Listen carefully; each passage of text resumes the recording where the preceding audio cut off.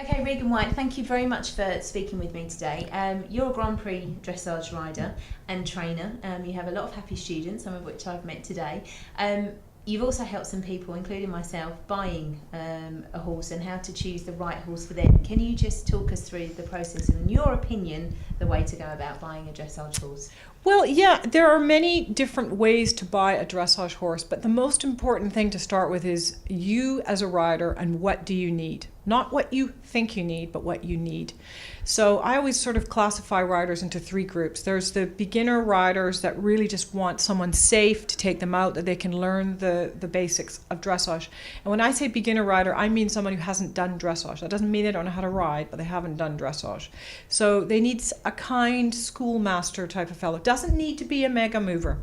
The second kind of rider is the one that's done dressage and maybe has retired and not done any dressage or any kind of riding for the 10 or 15 years they've been away. Maybe a mom that's at home with the kids wants to come back into the riding world. Again, wanting to find something that's not young, amazing and mega at a sale, that they never will be able to get on and ride without the help of 5 professional trainers. What they need is, again, a gentle horse, maybe a little bit older, or a calm horse that will get them through the next few years, that they can have fun on, they can go to a show and not worry about getting eaten up when they go into the lorry. So really a priest and a pilgrim, I like to call them.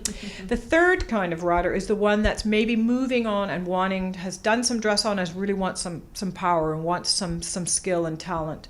And those sort of horses are, of course, the more expensive horses and often the more difficult ones.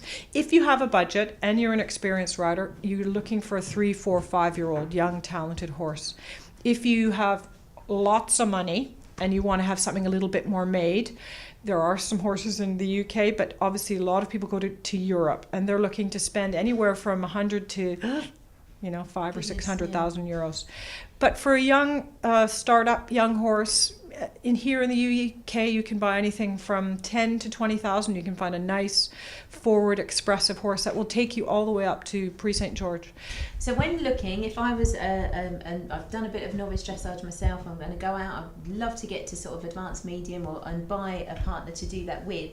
Am I looking for rhythm? Am I looking for movement? What am I looking for when I go shopping? You are looking for a relaxed looking horse, someone a horse that comes out and isn't tense and isn't looking.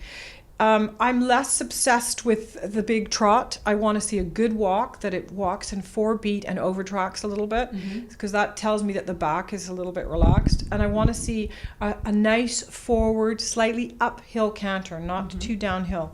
The trot is the least difficult pace to teach. And I think that's where everyone goes wrong. Yeah. They look for the big flashy trot first, don't they? But the walk and the canter are 2/3 of the test, so they're really quite important. So yeah, something relaxed, something gentle. I don't really like things that spook too much, that are looking in all the corners. That often indicates maybe a little bit of attention deficit disorder.